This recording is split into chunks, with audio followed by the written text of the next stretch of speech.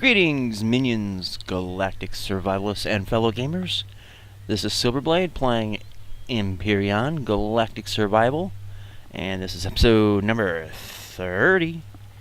Happy Friday, everybody. Since the last episode, not much has really happened. I actually put my calendar away for a sec. But we did get a lot done, despite looks to the contrary. On the base here, we got the Type 2 generator, basically encased in the floor, completely surrounded on every side, even the corners, in steel blocks. So there's no... we have a reduced risk. I can't say there's no risk, but there is a reduced risk, to a greatly reduced risk, in fact, that will get hit in another drone attack. That block is off.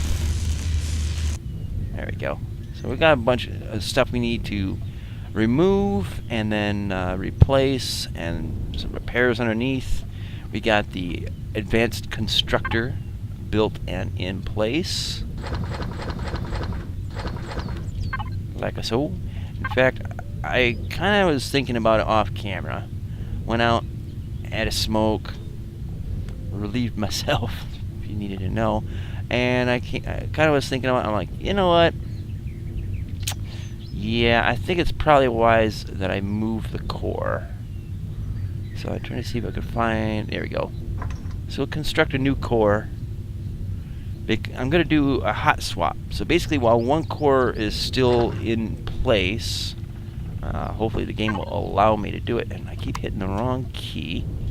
But yeah, I want to remove this core and put it underground in a place that will keep it protected. And in order to do such a thing, I am going to need to probably dig in. It's probably better to come back this way. Let's see, this better not be the block the cannon's on. And it's not. Sweet. In fact, let's get up. Get up, get out. Come on. I'm stuck on the edge of that. Alright, so let's see, we can go one more block down, I think.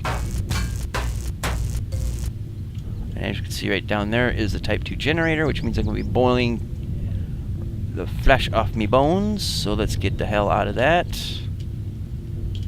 before we get the it's too hot in here alarm. So basically, I'm going to put the core right down there on the bottom, but I want to make sure that it's encased on the other sides here. So we are going to do a little excavating and losing our eyebrows to the heat. Let's see if we can get this done quickly enough. It won't be detrimental to our health.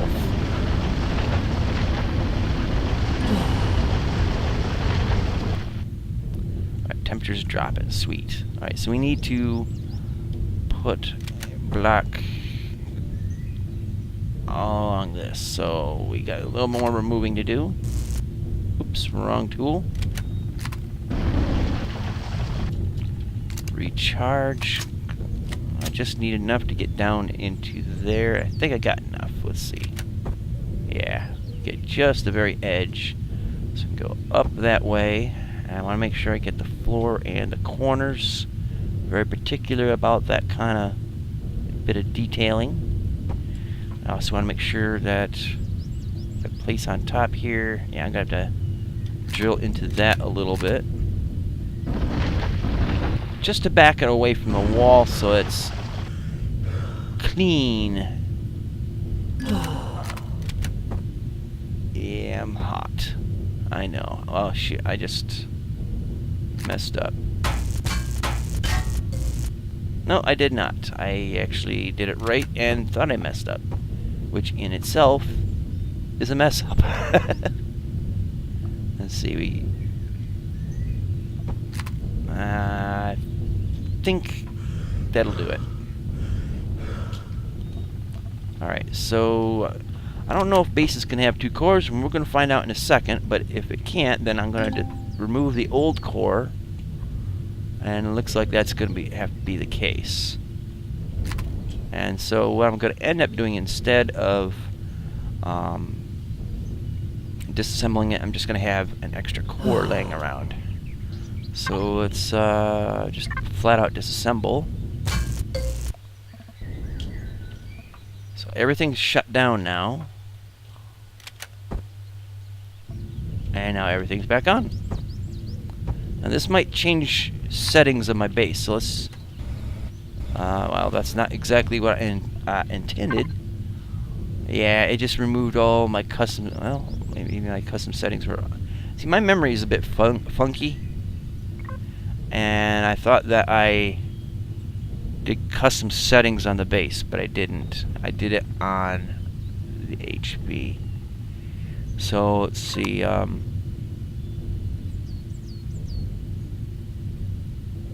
yeah, these were alright settings. They didn't change the settings of the cannons. That's what I was kind of worried about.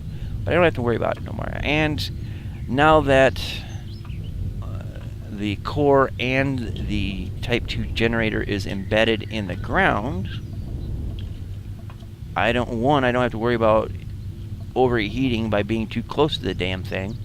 2, there's more stuff between a rocket fired by a drone and the generator and the core, so they're better protected.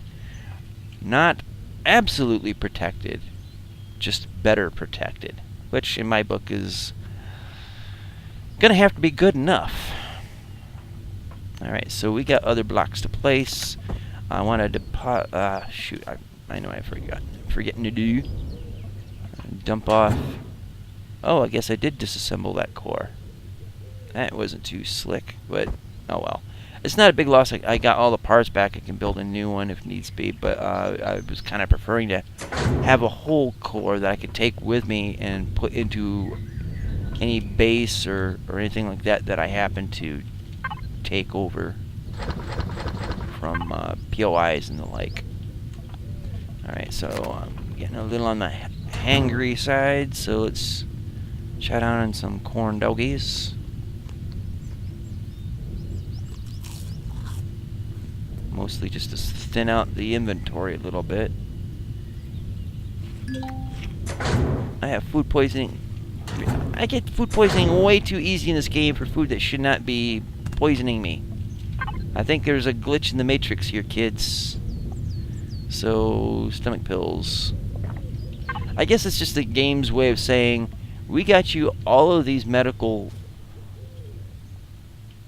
prescriptions, and you rarely ever use them.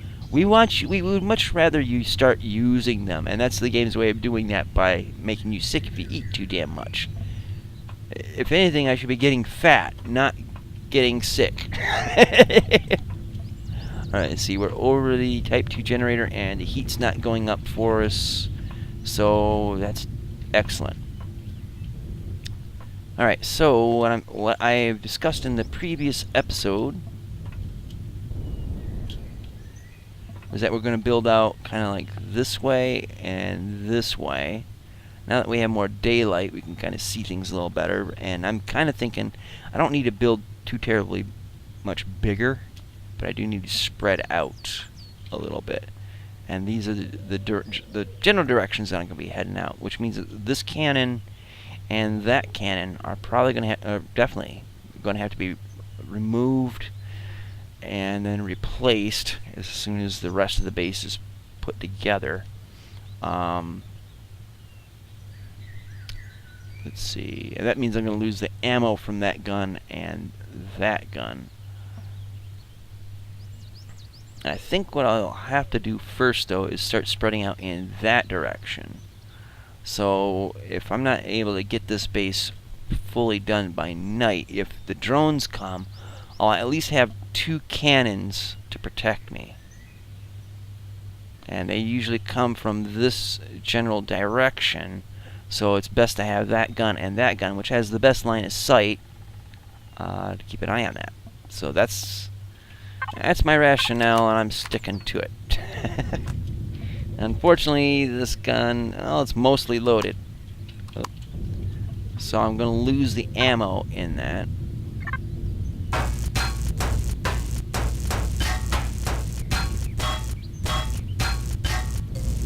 Which isn't really bad, but it's not really great either. Because if you remember the previous episode where I counted this off to test it, this didn't increase. So I didn't transport the ammo out of the cannon into that. It makes me wonder, though, if I place the cannon back down, will it be fully loaded? And would I get the ammo back if I instead of disassembled it, I deconstructed it? That's an interesting thing to kind of want to check out, but I'm not going to deal with that right now. It's just a matter of me remembering if I did that in the future when I go to do the next batch of videos for this game. I remember that I, took it all apart and see if it actually works out to the theory I just labeled out. Yeah. So anyways, the next step, I think what I'll end up doing is just establish this as a wall, as the furthest extent of the base on this side.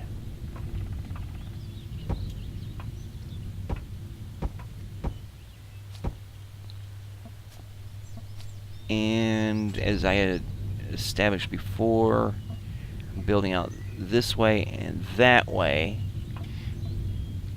I might also want to go out this way a little bit, so it's not exactly narrow, but we'll see.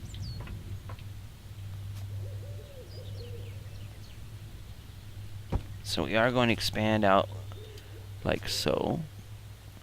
Now, to get rid of plants that are poking up through the ground, the easiest way is flattening. Sometimes all it takes is just one little tap and it's gone. And it doesn't really change the terrain a whole hell of a lot. So if you don't want to change the ground too much, but you need to get rid of some vegetation, technical term, that'll do her.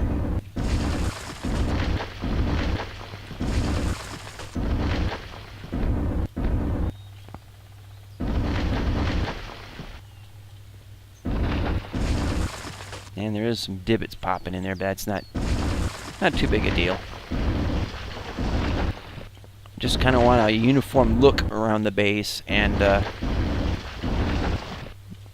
also it'll make it easier for future expansion, but also for sighting. So if you're coming in from space and you're coming straight down on the base, you can actually see, the general layout of the base this way because of the contrast of the white ground versus all that crap.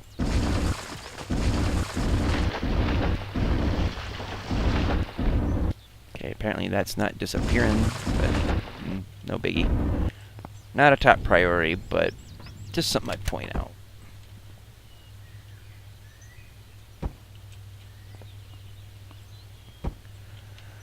Alright, so we will fill in these.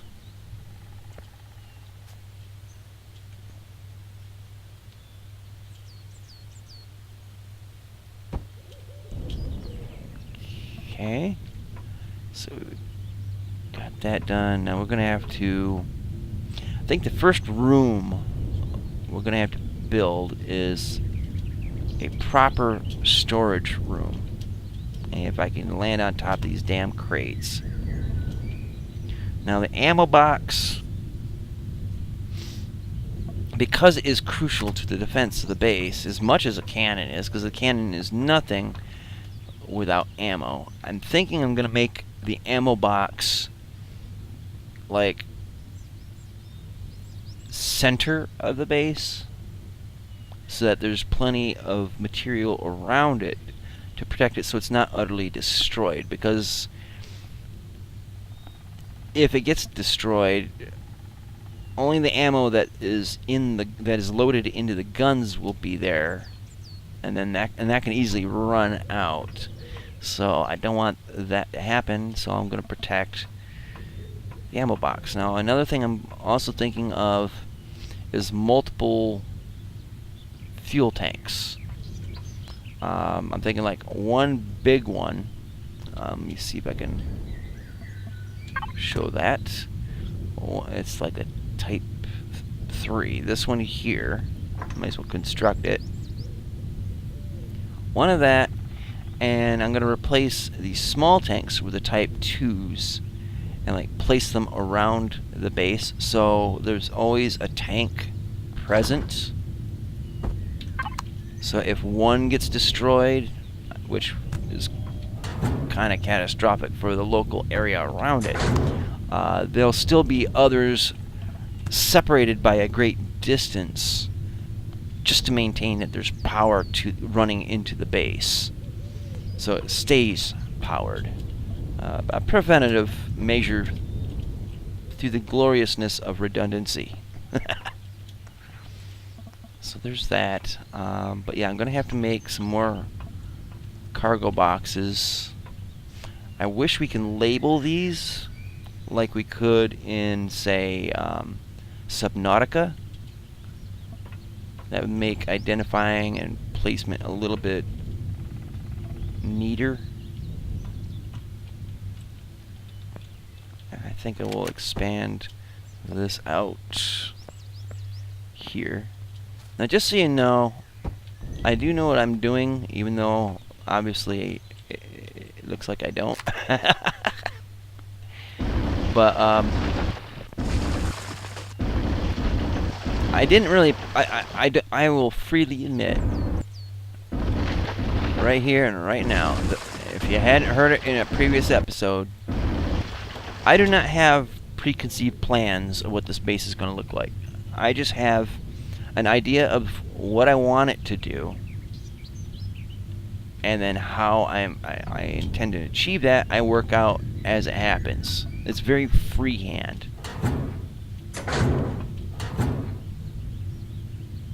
If that's something you look down on, well, to each their own.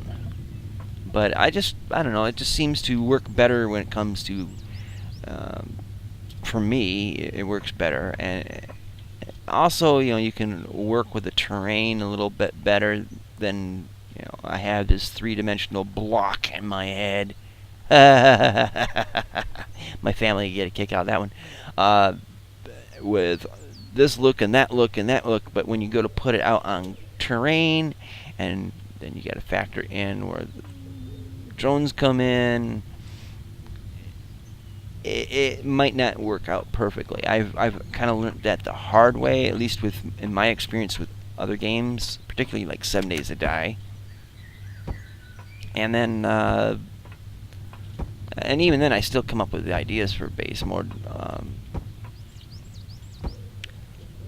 detailed for that game, but I don't really do that for this game. I tend to do more of the freehand stuff. Okay. I want this out a little further, I think.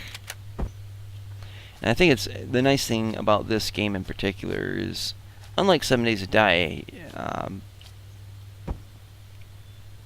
you can get your resources back, so you're not really losing anything if you make a mistake. 7 Days to Die, you get only a fraction of your resources back, which is understandable in the context of the genre of game. I mean, you figure that this is like in the future, so nearly 100% reclamation of resources is kind of something you can kind of anticipate or expect in the future, right? Whereas in 7 Days to Die, it's more modern. You go to break a box apart, and the box is broken. You got some fragments, and maybe some of it's useful, maybe not. So that's kind of the rationale I would go by with it. But in terms of a game, getting your stuff back seems to give you more flexibility and more of a willingness, I guess you could say, to experiment a little bit more without risk of, you know, well, now I gotta go and mine this and blah blah blah blah blah, you know. Let's see, I need corner windows.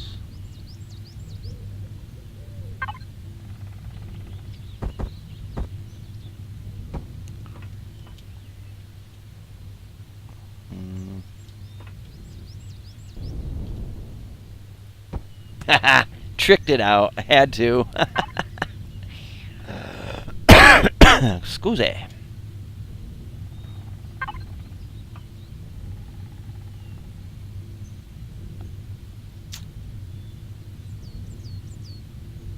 See, do I want it like... yeah, we'll go like that.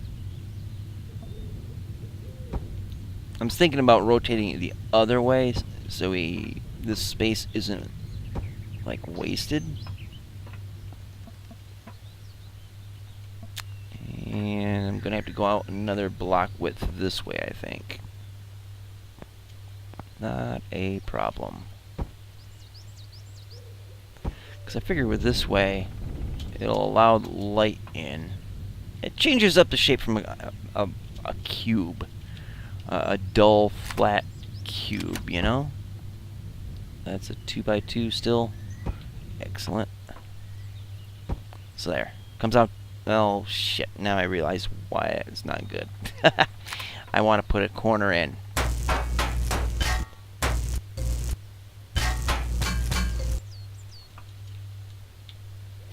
And I went too far anyways, so... me.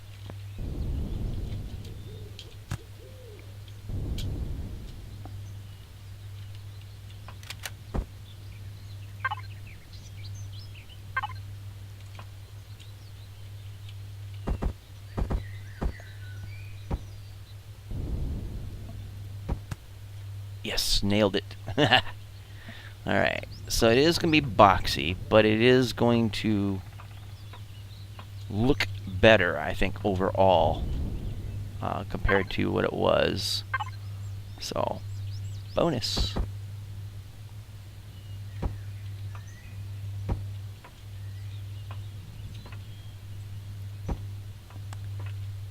And...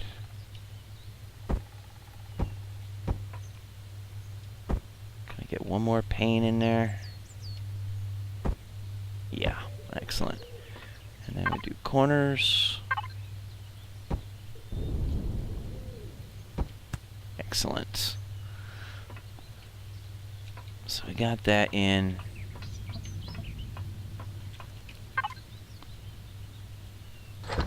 Probably should undo all of this and put in armored block or armored windows instead. Oops. Well, you know, we can replace the windows later, because let me see, what does it cost to make armored glass? Steel plate, glass plate, hardened steel plate. Alright, we got some, let's see, it takes 5 hardened steel plates, so that's only going to make like 5 windows. And of course, to make hardened steel plate requires, I think, sathium and let's see here, 4 sathium ingots, 2 metal components, and 5 iron ingots.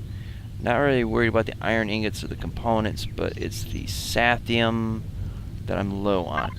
That's not a problem because in orbit there's asteroids that do have sathium, especially on Aqua.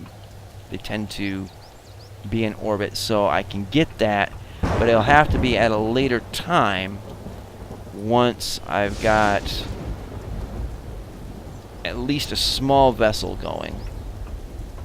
So for now I'm going to get away, or try to get away, with only having plain glass windows.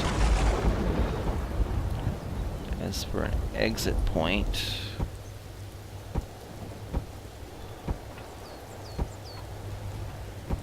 Oop.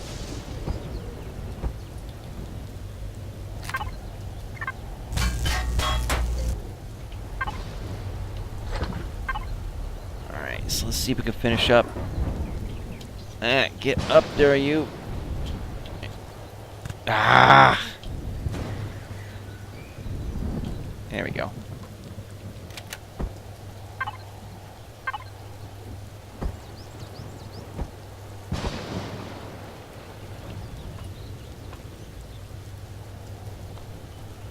Let's see, how would I do that?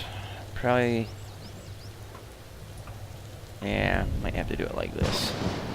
Well, let's get the corner in first, since that's going to use up the last glass that I got.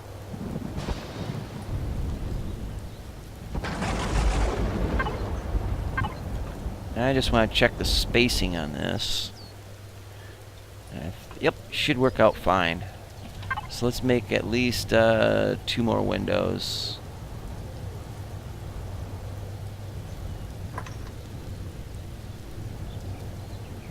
And again, when we get the resources, we'll replace the windows with armored glass instead. Hopefully that'll add a little bit better protection, because this has 250 hit points. Armored has 1,000 hit points. Now I do have some armored glass. 14 panes of it. But here's the reason why I'm not using it. For one,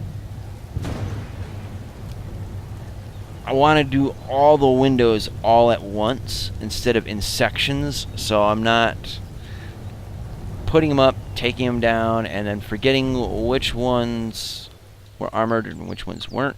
Although that isn't too hard to check, I just don't want to fiddle around with that. You know what I'm saying?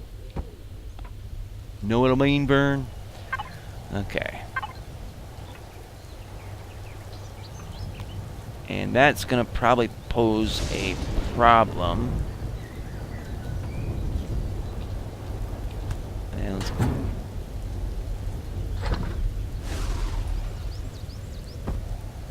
Wait. I don't have armored doors yet, do I? No. Alrighty. Well, no, it's not going to be a problem. It shouldn't be. I'm thinking about the door being set into the center of the block and not on the edges, so that actually works out better than I was thinking, because that means that we can make an airtight structure if I felt so inclined.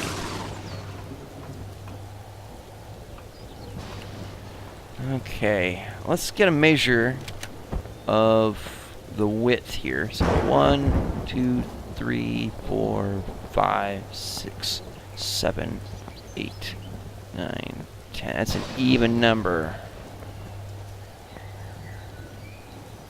And it's going to make it awkward. So maybe what I need to do is come out further. So I do want to do at least partitioned rooms, if not actual solid rooms for some of this stuff. See, off the cuff construction isn't always the best, but at least I'm getting a visual for how it's not working. And I do have this little running track here, so I can kind of look around and see stuff.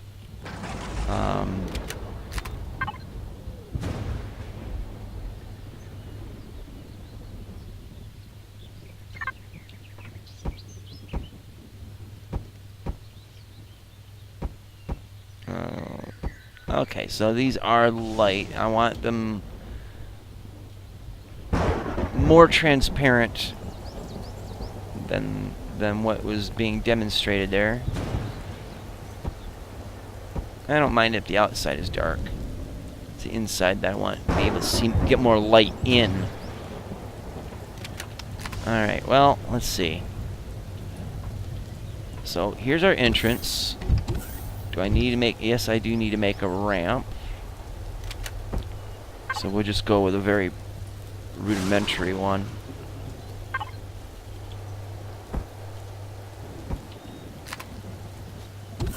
There. And it's in the ground just enough that we don't have a lip to have to jump onto. So that works out good. Still need to get a roof on it. I'm gonna go. I think I'll go up a layer higher with blocks like this, I guess.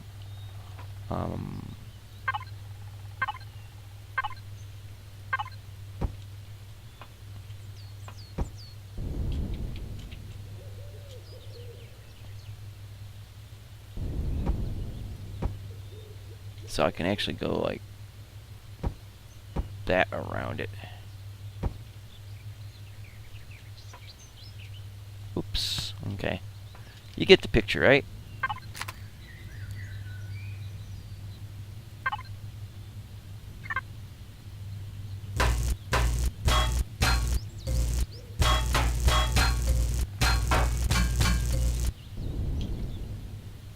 So I can kind of build off of that now.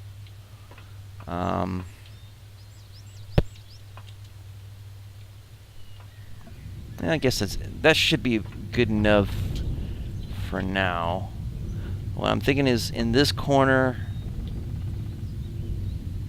put build up like stacks of these really large cargo boxes. You know, like 2 high, maybe 3, and just kind of work them out of the corner. You know, out this way and that way, and then block it off internally.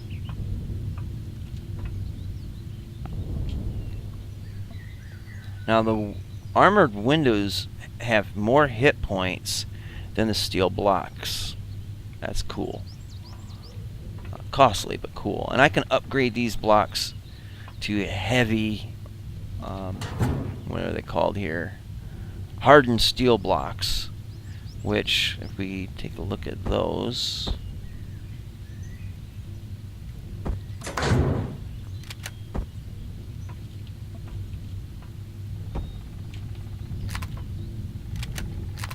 those have 1,000 hit points too. So basically the glass will be just as good as hardened steel. I gotta recharge it. And yes, I know I'm going over on time, but it's a Friday episode, and I always, well, I can't say always, but oftentimes I try to get you guys a little extra content if you're so interested on Friday, so you have something to tide you over the weekend. At least that's what I tell myself. But yeah, if I have armored windows or the same hit points as hardened steel block, so I'm not sacrificing strength for view. That's important. And at the same time, I'm letting in light for the daytime, so it's not necessarily so dark in here. I have mounting points for light fixtures up top, and I should have clearance for the tall items. Let's see. I can't get up there. I'm just too dumb for that. But yeah, I should have clearance for all the for all the equipment. I'll probably end up taking out this.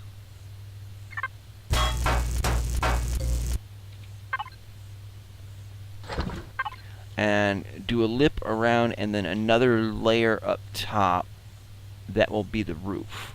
So it'll be a room that is 3, it'll be, see, 1, 2 blocks, 3 blocks high, and a roof above that. Oh, can't get up there. And this is going to take some finagling, I suppose. But you guys, I'm sure you guys get the picture by now, right? You get the picture that I am terrible with the jetpack. Always have been, likely always will be. But yeah, we'll have a ring around here, and then on top should be able to get up there. Alright, maybe if I aim down, jump. Oh, okay. Then maybe the alternative is to go...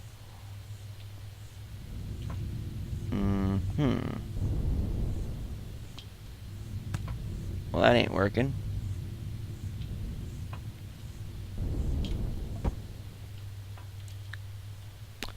Shoot.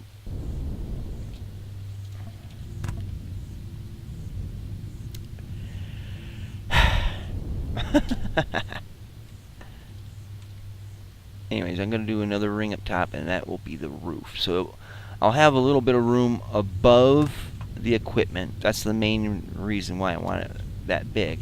A little room above the equipment. So say I want a light fixture above the constructor or the med bay or anything like that. So I'll have that working in my favor. Hopefully that makes some sense.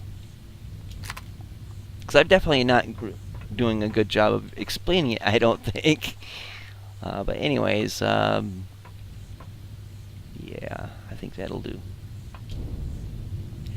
Anywho, I think we are definitely at the end of the episode. You're getting like 6-7 extra minutes. I might even angle that top row. I think that's exactly what I'll do. It'd be like the roof of the way the base used to be, where it goes in on an angle, but it'll be up on top of this row of blocks, and angle in, and then be the roof. That'll be the outside aesthetic of it.